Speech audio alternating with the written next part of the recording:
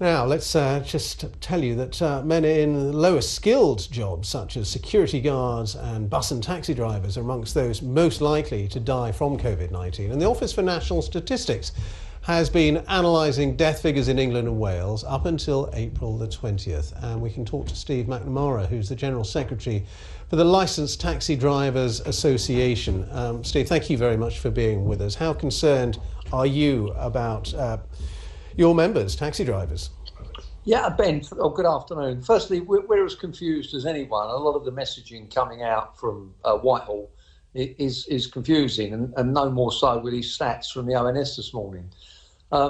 They make astounding assumptions that if you're a male taxi driver, you're more likely to be affected. Well, when you look at the statistics, and we've tried to, most taxi drivers are men, therefore more men are going to be infected. That would appear to be the first glance, the first run past that we had. Secondly, the demographics of taxi drivers, they tend to be older. You don't get many 20-year-old taxi drivers, whereas there's quite a few 60-year-old taxi drivers. So the stats can be misleading, as indeed most stats are. From day one, we've been asking the government, we've been asking the DFT, I've written to Grant Shapps, I've written to the civil servants who run the taxi and private hire section at the DFT, as to what vehicles are safe to use and what vehicles are not. Because it's blatantly obvious that in certain saloon cars, you can't self-distance, it's just impossible. Whereas in a black cab, in a purpose-built vehicle, 2 metres is about the distance through a partition, self-sealed, easy to clean plastic. It's obviously got to be safer for the driver and the passenger than it has in a saloon car. But the government has just seemed to, they haven't replied, or they've issued very vague guidelines, and we're none the wiser. So we're hoping to get some more stuff from them this week, but I'm certainly not holding my breath.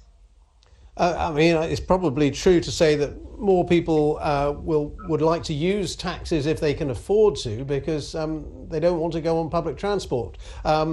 Would you advise people who are using taxis to wear face coverings? That seems to be the new advice now from the government. You don't have to, but you probably should wear face coverings on public transport, in shops. Would you like people, when they're getting into a cab, to wear a face covering?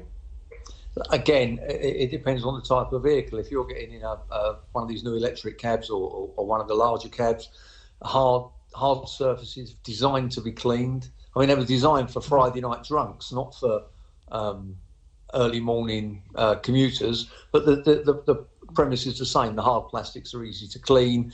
You're in a completely isolated environment with a separate air conditioning supply from the front. So you've got to be much safer than you are sitting, for example, in a typical Toyota, where you can reach out and touch the driver very easily. I would think the guidance should differ for purpose-built black cabs and for private hire vehicles or saloon cars. What has the lockdown done economically to your members, to taxi drivers? I mean, how badly have they been hit?